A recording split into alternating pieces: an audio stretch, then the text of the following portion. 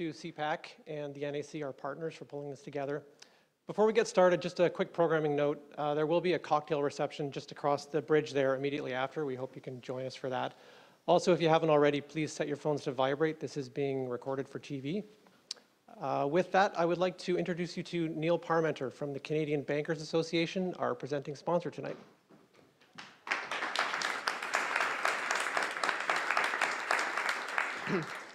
Thank you and good evening. Welcome to a new season of In Conversation with Maclean's. And the CBA is incredibly proud of our second year of sponsorship of this great program that we think gives both political junkies like ourselves and the broader public an inside view of what's going on with policymakers today.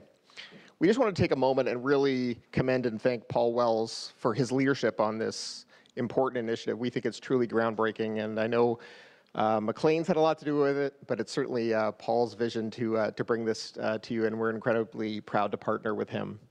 We're starting with a bang. We have a very auspicious guest today in the ambassador who I know Paul will speak to his many career accomplishments, but both in the private and public sector and as an ambassador has done great things for Canada and the economy. I know he's going to have interesting insights on what's going on south of the border, and I'm sure Paul may ask him a question or two about what's going on in Ottawa these days as well. And with that, please enjoy the session.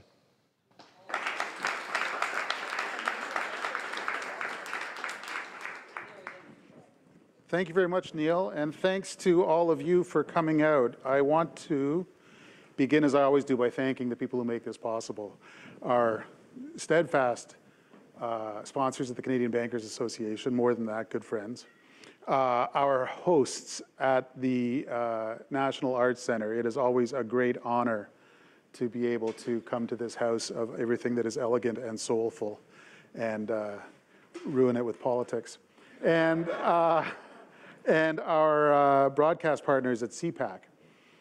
Speaking of CPAC, I have one announcement to make. This is something we've now been doing monthly with a pause at summer, but we've now been doing this for a year. We now have 10 conversations that we have recorded with leading newsmakers, current and former prime ministers, artists, provincial politicians, and more. And if you've ever thought to yourself, the only thing that would make it better was that if I didn't have to look at Paul Wells, we are here for you, because starting tonight, we are launching a podcast with recordings of all of the conversations that we've had so far that you can take with you and listen anytime you want, anywhere you want. If you go to cpac.ca/inconversation, you can find out more about how to listen, and you can subscribe. And as we do new conversations, we'll add those to the mix, including this one. I was being a little mournful because I was thinking that the NAFTA adventure of last autumn suddenly seems very distant in the past, but that's okay. It's okay to have historic conversations too, and to try and catch up on what the heck that was all about back then when it happened. And also, tonight's guest has made a sudden surprise appearance in the day's headlines, and we'll get a chance to talk about that too. He is Canada's ambassador to Washington. His name is David MacNaughton, and we're happy to welcome him here tonight.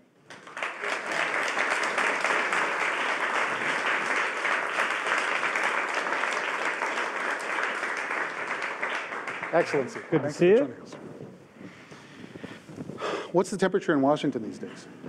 It's a little bit warmer than this, but it is supposed to snow, and we're supposed to have sleet overnight, which means probably they'll close the schools for a whole week. They're not used to that down in the swamp. I want to sort of take our time dealing with your whole tenure as ambassador. I want this to be like one of those Marvel origin movies where we don't even see Benedict Cumberbatch in the costume until the second hour. And so I want to begin with the time before you were ambassador. I want to talk about the time when another president was in power, and then we'll get to the fun stuff. And we should start with a bit of full disclosure. Before you were Canada's ambassador to Washington, you were my wife's business partner. My wife, Lisa Sampson, runs the Ottawa office of Strategy Corp, yes. And you are a founder of that company. Maybe you can tell me what I've never learned. What is Strategy Corp?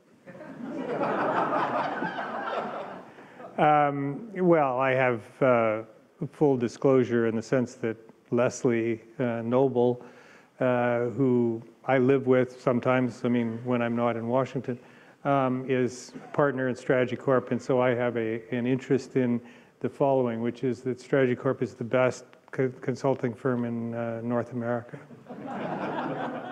I couldn't possibly comment. And then somehow you became Canada's ambassador to Washington. I was maybe more surprised than the average Canadian. But you have some history with the Liberal Party of Canada before then, in a fairly intense way. What's your political history? Well, it goes back a long way. I actually got involved with the. I came to Ottawa actually as a result of, accidental circumstances. I grew up in Ontario. After I graduated from high school, I took a year off. I taught school in a seminary in France. I came back and I was going to go to University of Western Ontario, but I knew that all my friends would be in second year and I'd be frosh, and so I decided to go somewhere else. So I went to the University of New Brunswick. And one Friday morning in my political science class, there was a young lady who was in my class who I was quite interested in. And I said, "What are you doing for the weekend?" And she said, "I'm going to Halifax to a student liberal convention. What are you doing?" And I said, "Funny, I'm going to Halifax for the student liberal convention too." And we got there. And there was elections for president of the Atlantic Province's Student Liberals, and it was quite apparent after a couple of beers that nobody liked either of the candidates running. So I put my name in the hat or in the race, and I won. So I became president of the Atlantic Province's Student Liberals, a kid from Ontario. And the next summer, they decided to bring everybody, all of the regional presidents, to Ottawa. I came to Ottawa and worked for Don Jamieson, who is the federal cabinet minister from Newfoundland. And at the end of the summer, he said, "When you graduate, come back and work for me full time." And I did. And that was the beginning of my involvement here in Ottawa. I worked for Jamieson for 6.5 years. All started because of some girl who was going to a liberal convention in Halifax. It's funny, my interest in politics happened when I was in second year university. I was a failing chemistry student. And I know it well. Yeah. And two guys came and said, "Look, it's model parliament and the prime minister needs a parliamentary secretary. So why don't you come and join us?" And 6 weeks later, I went and told my parents I was transferring into political science.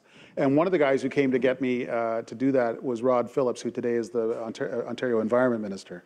So it's just funny the way life works out. Rod was not that good looking, honestly. It wasn't quite the same. What was your role in the last federal election?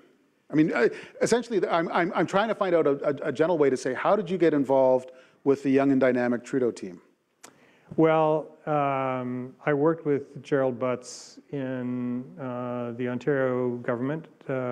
He was director of policy. I was principal secretary to the premier from 2003 until 2005.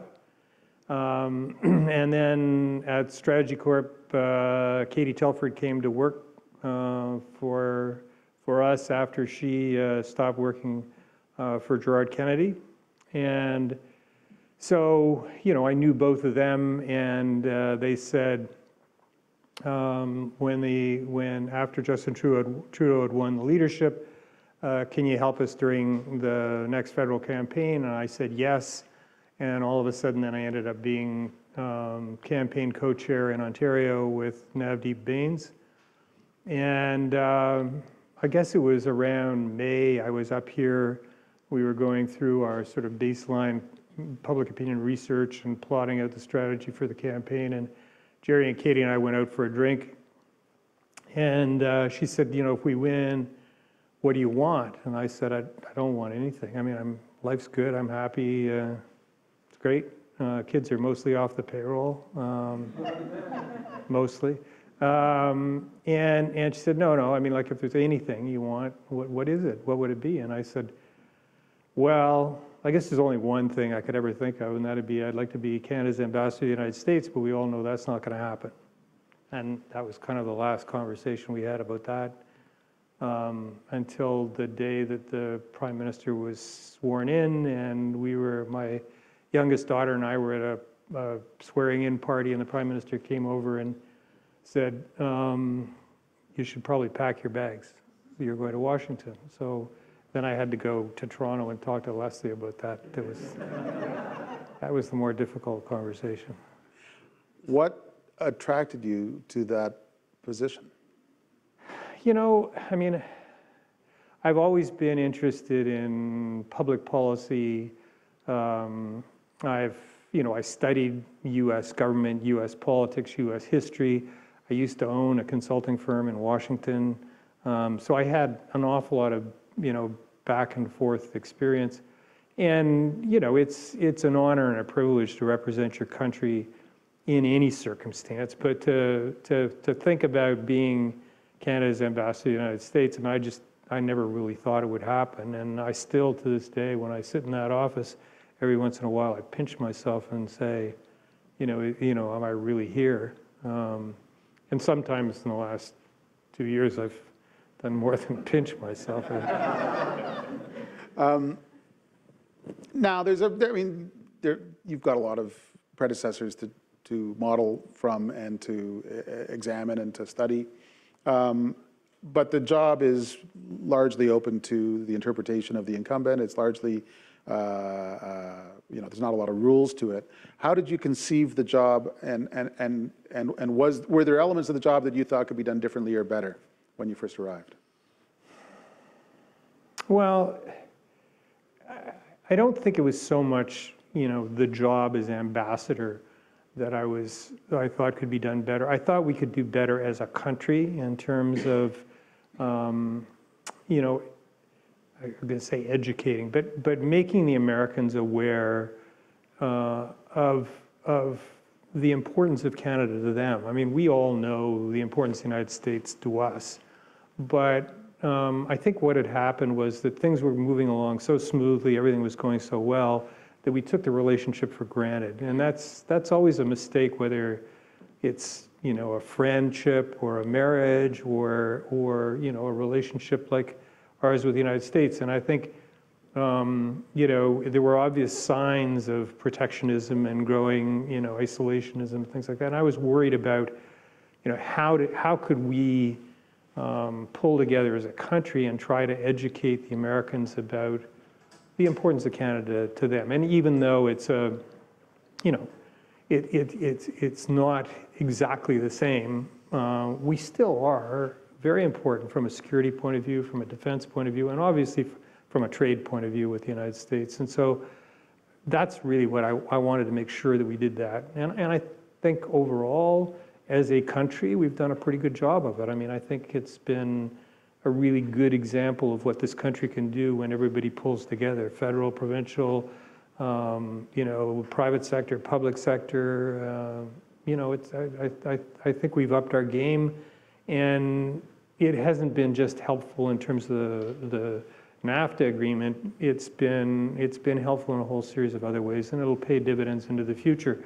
But we can never again think that we can just take it for granted. This is not something that ends when we get rid of the steel and aluminum tariffs or we get the USMCA or whatever we're going to call it approved.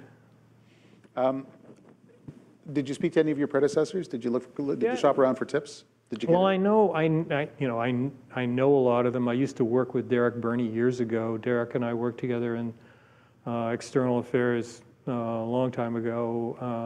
I knew Frank McKenna really well, and Mike Wilson and Gary Dewar. And yeah, I mean, I tried to learn as much as I could from their experiences. Everybody was in a different circumstance, but I think, there were some pretty wise and savvy individuals that held the job before I did. Speaking of circumstance, Barack Obama was the president. It seemed at least reasonable to assume that a Democrat would succeed him. What were the challenges that you were facing at that time? Well, I think it was an interesting thing. I mean, obviously, the personal chemistry between the Prime Minister and Obama was great, but it was interesting because he was at the tail end of his 8 years and was really into legacy mode, and we were at the beginning of the new government's mandate, and trying to get things moving, and there was some discontinuity in that. I mean, let me give you an example. Obama very much wanted to get the TPP passed and approved by the U.S. Congress, and anything that would get in the way of that, he didn't want to deal with. So he didn't want to settle softwood lumber with us. He was very I mean, part of the reason that the whole Class 7 dairy issue came up was because he was very worried about what the dairy industry in the United States was going to react to anything we did and how it would affect TPP. So while it was great camaraderie and great relationship, it was really hard to get things done with them because they had a different focus than we did. TPP was the Trans-Pacific Partnership, which in those days had a nice short title. Yeah. And it's essentially a trade deal with every Pacific country except for China. Was it Obama's priority precisely because it was kind of a strategic counterweight to China in the region? Very much so. Okay. Very much so. And how did you guys feel about it at the time? Like, did the new Liberal government take a while to come around to liking Stephen Harper's trade deal? It was a significantly different trade deal that we ended up with. Okay. How so? Well, I mean, there are elements to the deal that were not in the original TPP, which some of the countries didn't like. But I mean, look, I think both the CETA deal and TPP, I mean, I will give credit to the previous government in terms of launching those, in terms of trying to broaden opportunities for Canadian business to have access to other markets. And I think what's happened now is that we have more free trade access than any other G7 country. And that's not just this government. I mean, this government deserves credit for getting it over the finish line in both, both CPTPP and CETA, and obviously securing the access to the U.S. market. But I think Canadians have embraced trade. They know how important it is to Canada, and I think we're kind of unique in that circumstance in the Western world right now. Okay. So there's really good early rapport between Trudeau and Obama.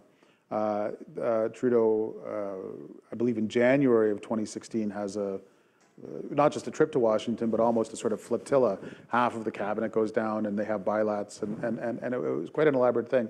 And legend has it that at somewhere around that point, maybe not on that trip, but in that part of 2016, you started to warn people here that Donald Trump could conceivably become president and that they should govern themselves accordingly. Is there any truth to that legend? Yeah, I think the first time I really talked about it was in August of 2016 at the cabinet retreat in Sudbury. And I made a presentation to cabinet and basically said the conventional wisdom in Ottawa, in Washington, all the smart people in Washington say the Democrats are going to win the Senate, and that Hillary's going to win. And the only thing I know is that all the smart people in Washington have been wrong every time for the last 18 months. So we should prepare ourselves for the fact that Donald Trump could win, that the Republicans might end up holding the Senate and the House, and we should be very careful about what we say about candidate Trump because he may become President Trump.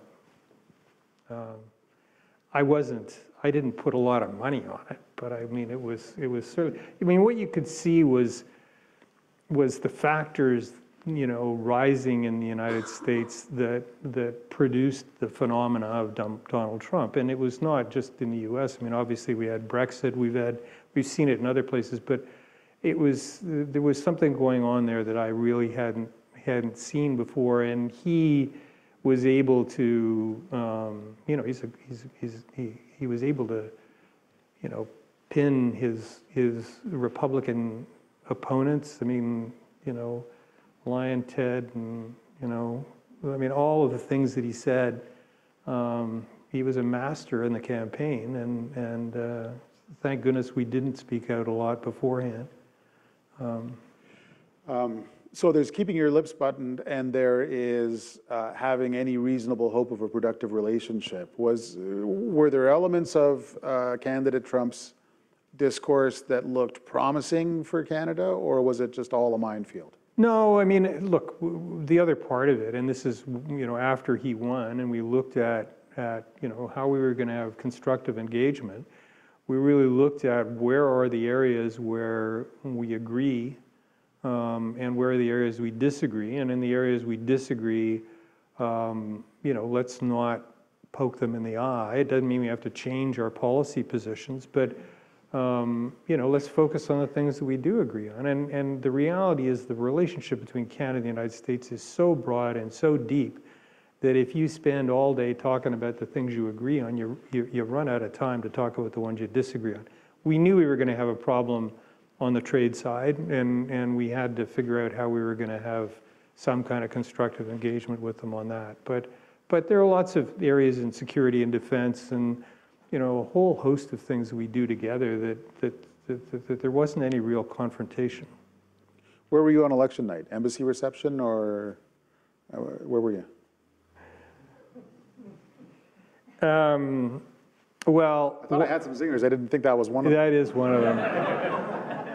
What happened was that about 2 weeks before the U.S. election, Leslie called me and said that we'd been invited duck hunting north shore of Lake Erie to a duck hunting club that's been there since before Canada was a country, and that they'd never had a female shoot there before, and that she wanted to go, and she would be happy if I would join her. And I said, well, don't you realize that is U.S. election? And she said, well, yeah, but nobody's going to want to talk to you the day after the election. And so anyway, I had 2 press releases ready, one if Hillary won, one if Donald Trump won.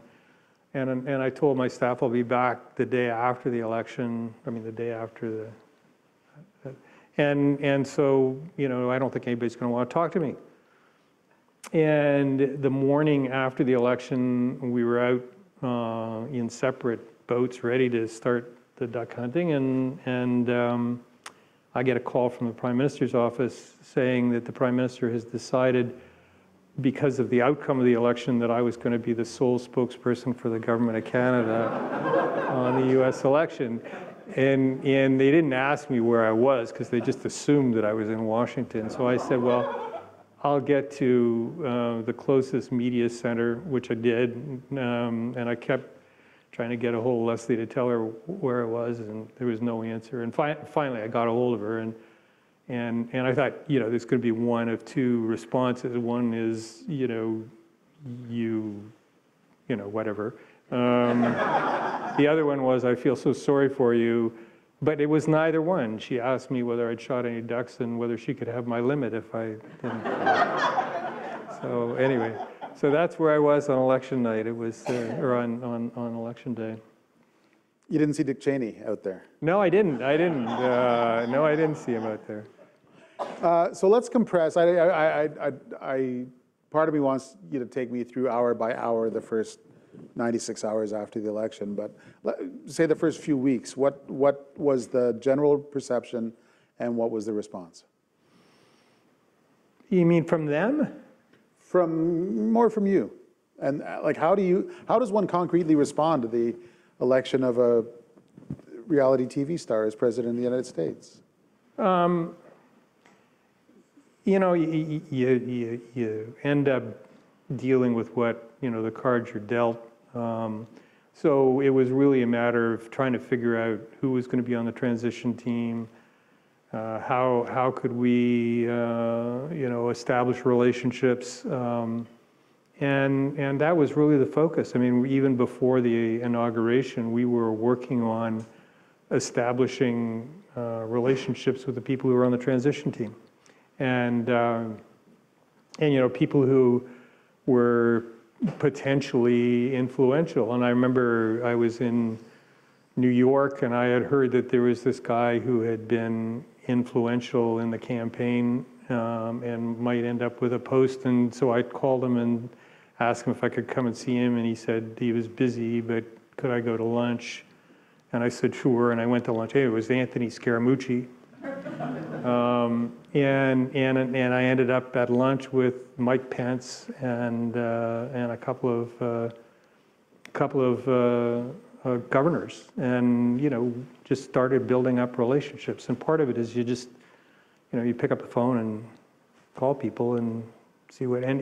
We knew people who knew influential people in the campaign. We just started building up those relationships. So before the inauguration, we already had a lot of people that we had made contact with.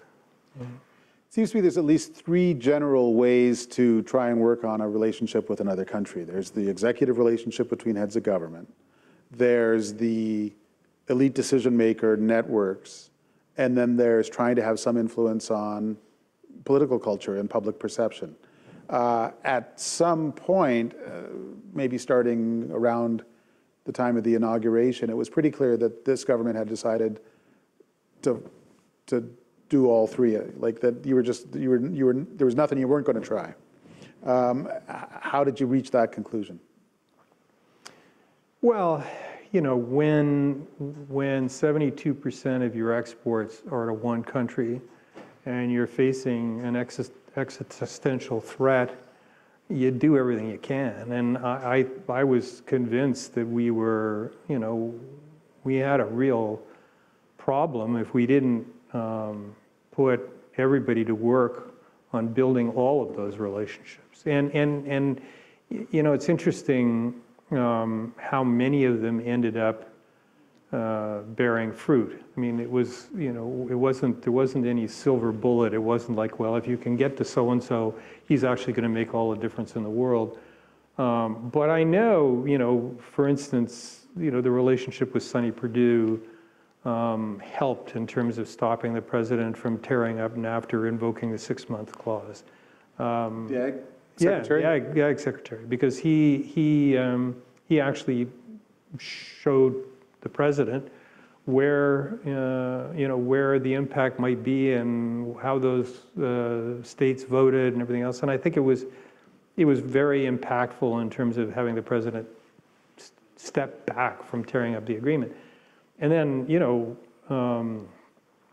about a month before we actually, came to agreement on the deal, I had a call from a couple of senators, one Democrat, one Republican, who said, we want to come and talk to you about what's going on. And I said, sure. And they said, can we bring some of our colleagues? And I said, yes. And anyway, we ended up with 16 senators at the embassy with me for dinner a month before. And it was like half of them were Democrats, half of them were Republicans. They were genuinely interested in seeing how we could move things along. And it was really then that you started hearing some words out of Congress saying, if Canada is not part of this, don't count on this passing. And I'm not sure that it made all the difference in the world, but there's no question that it nudged them along in terms of being more reasonable. Same thing with governors, same things with some influential business people. I just don't think we would have got to where we did without all of that happening. And as I say, that wasn't just me going out and doing all of this. It really was, I remember phoning Brad Wall up when he was Premier of Saskatchewan one time and saying, look, we've got a problem. Such and such minister can't go to Iowa to this special event they're having for Canada. Could you please go? He said, absolutely. I mean, and that was the response from everybody, whether they were conservatives or NDP or liberals, didn't matter. And the same thing in the business community. And I think it made a difference. In order to have that kind of effort south of the border, there needed to be some rewiring of government north of the border. What did that entail? Well, there was, there was a central point in PMO, and then, the same thing in the bureaucracy, and there was really a coordinating effort that went on here. And I think that was essential, because you had to have ministers available, and we had to be aware of any of the policy changes we might be making and what its impact would have in the United States. So it was a really, good coordinated effort. I mean, I talked to Ottawa all the time. Sometimes, if I couldn't get a decision, I'd just go ahead and do something. But that's, I used to say to our folks at the embassy, it's easier to seek forgiveness than permission on some of these things. But I think we had an overall framework within which we had permission to do things, and I think that it really made not just people at the embassy, but throughout all the consulates and everything, feel empowered. And I know, it was something that people felt was important. It often seemed like what you were essentially trying to do was to activate everybody in the United States who had serious Canadian interests, and may not, until you flip the switch, may not have even realized that. That's correct. And many of them didn't. They had no idea. Was that effort welcome, or was it sometimes, like, get off my back, you Canadians, or? Well, there's a bit of that. Most of that came from the administration when we were in the negotiations. I used to, Ambassador Lighthizer and Wilbur Ross used to say that we were going around them to Congress. I would comment to them that actually there are two quite distinct branches of government in the United States, three actually, and it's entirely appropriate for us to go to Congress, because at the end of the day, Congress is going to say yes or no to whatever deal there is. So, but no, there were occasionally, shots saying, "Why are you doing this?" I mean, near the end, especially around the G7 Charlevoix, when the president really had a bad reaction to something, there seemed to be deep aggravation with just about every element of this. They didn't like the prime minister. They didn't like the way the foreign minister talked. They didn't like the fact that you were talking to a bunch of Americans.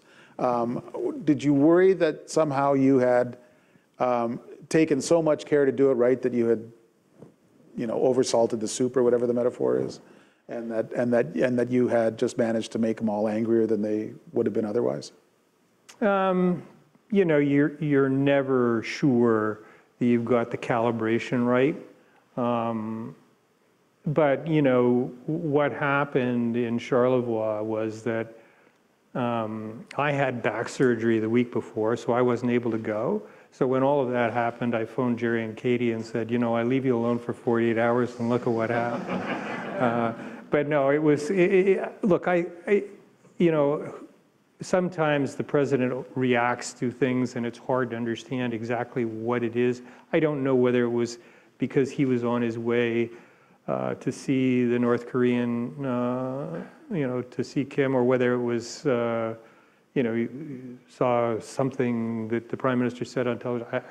I still to this day don't understand that. Obviously, both Kudlow and Navarro, I think, overreacted and then withdrew it. It wasn't, it didn't have a huge impact on things, frankly. I mean, we were back at it shortly thereafter, and, I think a lot of the rhetoric is just that. And, I used to say to Minister Freeland when Lighthizer would complain about going around behind his back to Congress, I'd say, I guess we better do more of that, because obviously if it's bothering them, that, we're having some impact. And as I say, it's tough. You got to be really careful that you don't so annoy them that you can't have a negotiation. On the other hand, sitting back and having them, tell you what to do is not the right answer either. On the substance of the thing, Did it feel like just a continual process of making concessions and hoping that the beatings would stop, or was it just how much do we have to give you to make this get better, or did it feel like a real negotiation? Oh yeah, no, it was a real well, it didn't feel like a real negotiation for a long time because, I mean, basically what happened was, we would make suggestions, they would say no, they would make suggestions, we would say no.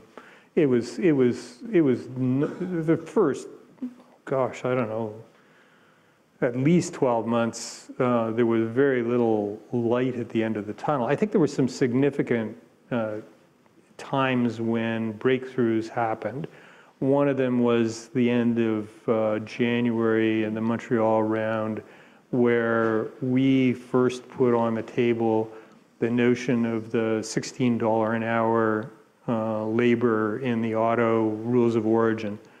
And it was good because what happened in that was it changed the dynamic, because before then it was essentially the Americans, and we were, I wouldn't say on the same side as the Mexicans, but we were getting beat up as well as the Mexicans. And then when that happened, we actually ended up on the same side of the table as the Americans.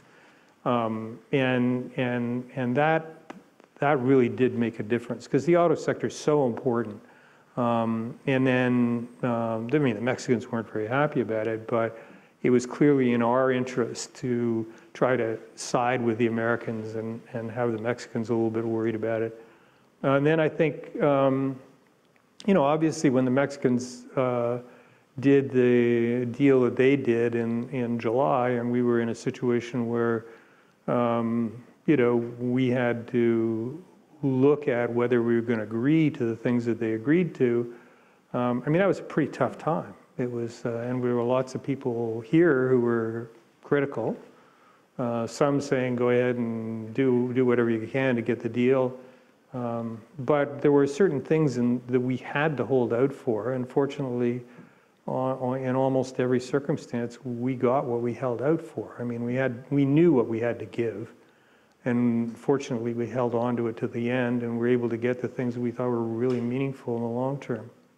What were those things that we got? So their original proposal in terms of the sunset clause would have, led to a uncertainty in terms of investment that would have just, made it extremely difficult. No question that, we wanted Chapter 19 to stay in. It would have, I mean, that is the one thing that has allowed us to have a decent outcome on softwood lumber negotiations. I think there were things in the, there were lots of improvements that were made in terms of digital trade and all that, which was more cooperative. But and we wanted to have a strength in Chapter 20, which is the state-to-state arbitration thing. And, getting rid of ISDS in terms of the Americans' ability to sue us, but retaining it because of our participation in TPP with the Mexicans was, I think, a real win at the end of the day. So there were a lot of things that ended up being very successful in it that I don't think, frankly, the president cared all that much about. I mean, he was so focused on 300% tariffs on dairy that, as long as we could give something on the dairy side, it was a huge amount of leverage. There were voices around Ottawa who said that 4 chapters in particular that were part of the opening Canadian position were ludicrous virtue signaling. The environment, the labor provisions, the indigenous provisions, and the gender provisions were the sort of stuff that makes Justin Trudeau happy, but that the Americans couldn't possibly care about or agree to. How did those elements work out? So I heard those comments. Some of them were made directly to me. I won't mention who mentioned them to me, but I think you probably know. And all I can say to those people is thank goodness that we did have some of those provisions, because those are the provisions that are going to have the Democrats in the new Congress and the new House vote for the deal at the end of the day. And if we didn't have those in, some of those in the way, if we didn't have a labor chapter, if we didn't have an environment chapter, if we didn't have the $16 an hour thing, if we didn't have the Chapter 20 strengthening, I don't think this deal would be going through. But because of those, I think we've got a shot at getting it done. Okay. Forgive me, that doesn't sound like great foresight. That sounds like you get lucky at the end. Like it turns out that's stuff that you need. Oh, come on. Interestingly enough, and I got to give Bob Lighthizer some credit in this, is that throughout the negotiations, he wanted to make sure that regardless of what the outcome of the midterms, that he could get this deal through. And so, some of those things that I am claiming credit for right now, probably he might have had something to do with, but that doesn't mean I'm not going to claim credit for it. It's fair enough. There are all kinds of windows into that negotiating room. There's the professional public servant who led the negotiations, Steve Verhoeven. There was you as ambassador, there was Minister Freeland as foreign minister, and there was a very attentive group in the building down the street here in the Prime Minister's office. Very roughly speaking, what's the mix? How much of your time was spent eyes on that negotiation? Oh, an awful lot. I mean, how many hours a day? I don't know. It varied. Obviously, there were times where it was really intense. I mean, look, Chrystia Freeland was the coach and the quarterback. She has unbelievable energy, and she's smart, and she's hardworking. And she and I used to talk, if not every day, every other day. Steve Verhoeven and we couldn't have done it without the expertise of the professional negotiators. I mean, one of the things that we talked about at the beginning is when you're up against somebody who's as big and strong as the United States in this kind of a negotiation, the only way you're going to win is by working harder, being more creative, and hanging together. And I mean, the beauty of our team was, while we did have disagreements, I mean, obviously, there are times where you want either with strategy or tactics or whatever. But when we made a decision, then everybody fell in, behind it. And then Katie and Jerry were clearly involved in it. And whenever I asked them to be involved, asked them to do something, they would. Brian Clow was invaluable. I mean, it really was a terrific team. And we had Minister Freeland's advisory group that involved people like Ronna Ambrose and a whole slew of people, James Moore. So it was multi-partisan, and then we tried to get input from the private sector, which was terrific, which helped us understand. Like when you get into things like the rules of origin, I mean, it is so complicated that, and I think the one thing, and I remember the last 4 days that were so intense when we were close to getting an agreement, but we weren't there. And I remember, we were talking about, about whether we'd give on this or give on that or ask for something else. And I was thinking about it, we're just not moving chess pieces around on a board. We're talking about communities, jobs, people's lives, and it's a real burden, which we took seriously, but that's why it's really important to have experts who are telling you, well, if you do that, this is what the impact is going to be. I mean, we had a whole, I think 5 or 6 hour debate on the Saturday before we did the deal about infant formula and its impact on this plant that was being built in Kingston, and about opening up markets for sugar beets largely coming from Lethbridge, Alberta. And I mean, down to that level of detail, we were trying to figure out how do we get the best deal. But we couldn't have done it without the kind of dedication. I'll never forget, one day we were in Washington, and one of the senior guys went out of the room, and he came back and he looked a little down, and I said, "What's up?" And he said, "Well, a bit tough." And I said, "What?" And he said, "Well, today's our 25th wedding anniversary. I'm not home." And there were lots of stories like that. There were lots of people who gave up, kids' concerts and, special events just because they're dedicated. I want to move on to sort of the current situation with a very different Congress, but let's not leave that deep network activation that was key to the strategy. Is that something that now is going to sort of deactivate and go by the wayside, or is that something that should have happened long before and needs to continue? Yeah, I mean, somebody asked me, if you had to do things differently, what would you have done? And I meant, I took it to be you in the collective sense, and I just said, well, we should have started it 5 years ago. And what I would say today is we can't stop. I mean, we have 100 new members of Congress who, need to be educated in the best way possible about the Canada-U.S. relationship.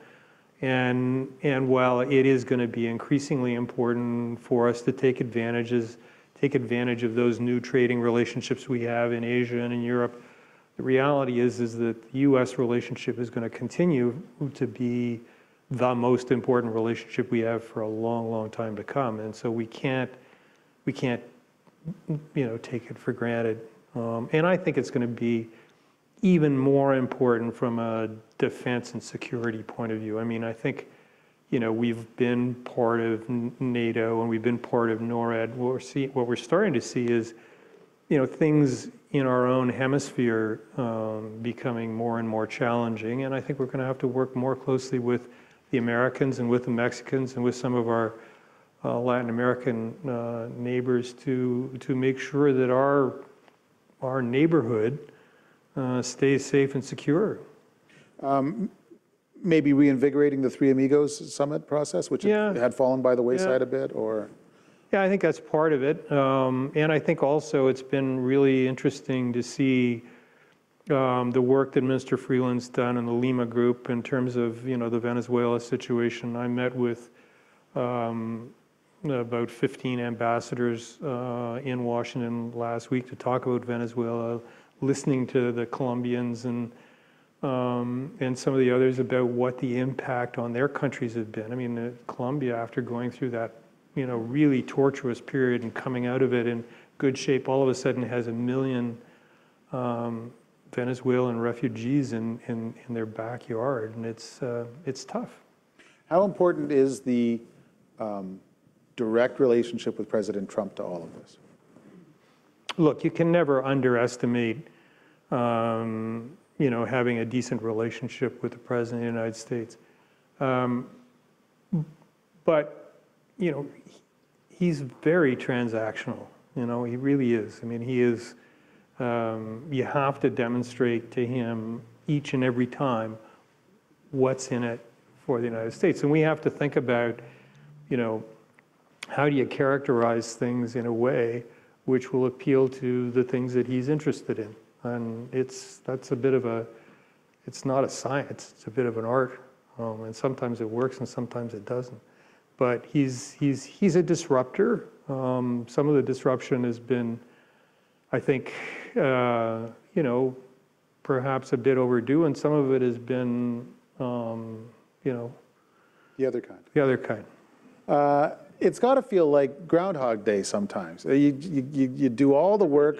Yeah, you get to do all the work of getting to a certain point, and then so Chrystia Freeland, a huge part of her strategic objective in foreign policy was getting as close to Rex Tillerson as possible so that he could be a force multiplier. And then he force multiplied himself out of the job. And now the relationship with Mike Pompeo was very different. That's got to be frustrating. Yeah, a bit. I mean, obviously, we've seen a huge change in personnel. I mean, I think, I was with Minister Freeland, in a meeting with Pompeo just before Christmas. They had a great discussion about things. I mean, they've been in contact on a regular basis. I think she's developed a really good, positive relationship. I talk to Ambassador Kraft every other day. She's been tremendously helpful. I mean, I joke about the Tillerson. My story is before Christmas last year, not like 15 months ago, I had dinner with Rex Tillerson, and then he got fired. And then after Christmas, I had H.R. McMaster and his wife over for dinner, and what happened to him. And then in December of this past year, I had lunch with Jim Mattis. And I don't understand it, but a lot of people at the embassy are encouraging me to invite Peter Navarro over for dinner. But I don't know why, but... I'm starting to regret having you here tonight. I had a good run. Tell me about this new Congress. Democrat majority in the House.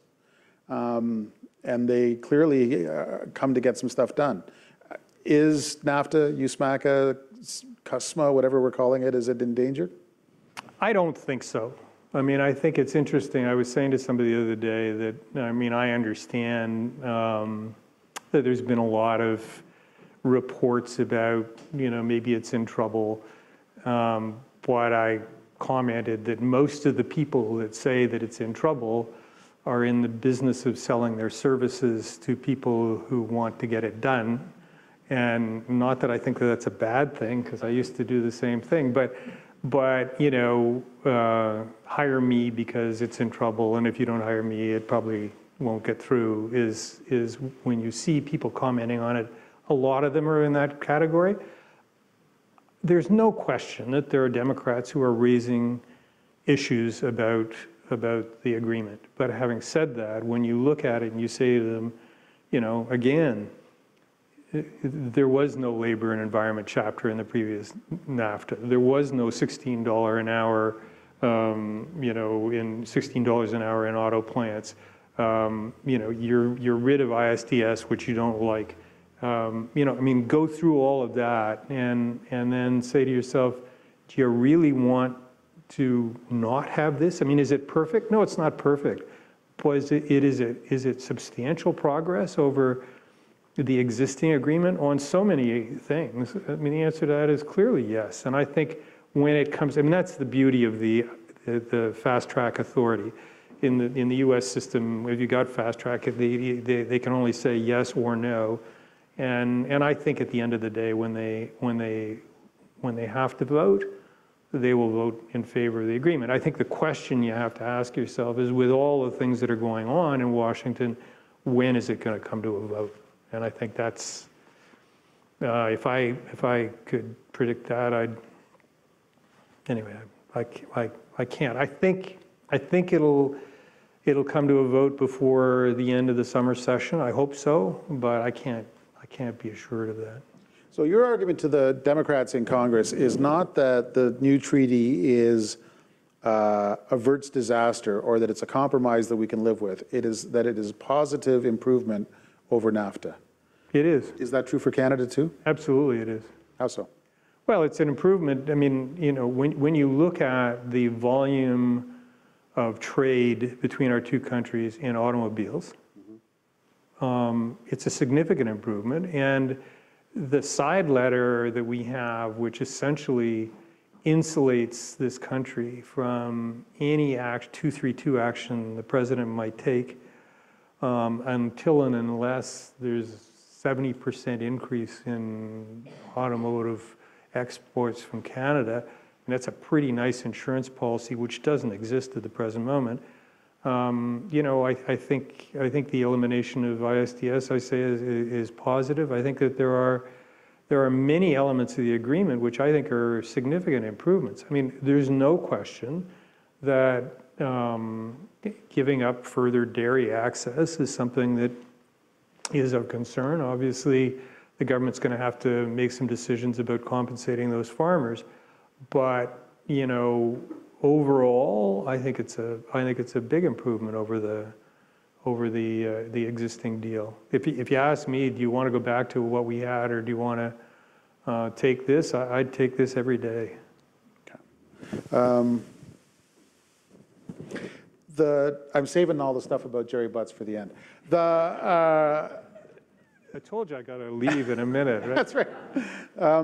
The Canada-U.S. relationship is kind of psychologically fraught, certainly for Canadians. If you get too close to the Americans, you take on water. If you blow the relationship, it's catastrophic, both politically and economically. Is that something that is constantly, that you actually have to keep in mind, is modulating the degree of closeness? Yeah, although, so much of the political perception of it is around, a few things. The reality is that we work so closely together on so many different areas, whether it be on, pandemic research, whether it be on, keeping the grid, the North American grid up and resilient, and the cybersecurity. I mean, all of those things are so important to our economy and our security, and they happen all the time. And so I think there's a lot of the superficial stuff, which is, does the president like the prime minister or vice versa? And while it's important, the reality is day in and day out, there's so many things that go on that are positive. So I think it's an important. It's obviously, you got to keep worrying about it from a political point of view, and you have to make sure it doesn't deteriorate from a substantive point of view. I think the other thing that I learned throughout all of this is that I think we've got to recognize this in terms of some of the other challenges that we face, which is artificial intelligence and hugely disruptive technology in our economy. Is that as a small country with 35 or 36 million people, we have to work together. Doesn't mean we don't have to have differences of opinion, but if we're fighting amongst each other all the time, we're not going to end up winning in a world which is intensely competitive at the present moment. And how we calibrate that over time is going to be important to this country and how successful it is. Funny family expedition stories. You went out duck hunting and the elected Donald Trump.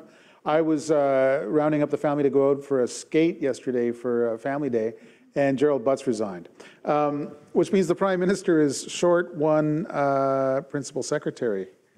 Is that a job for David MacNaughton?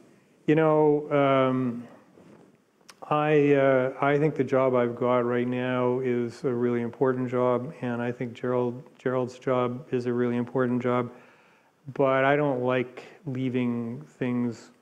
I don't like leaving unfinished business, and I've still got some business to do. I've got to try to work with our team and with the private sector and premiers to get those 232 tariffs off steel and aluminum. We got to make sure that uranium doesn't get whacked with the same kind of thing. We've got to find a way to get New Brunswick excluded from the softwood lumber, and we need to get a softwood lumber deal. So, I was disappointed more personally than anything else. I mean, Gerald and I have been friends for a long time. I think he's worked really hard.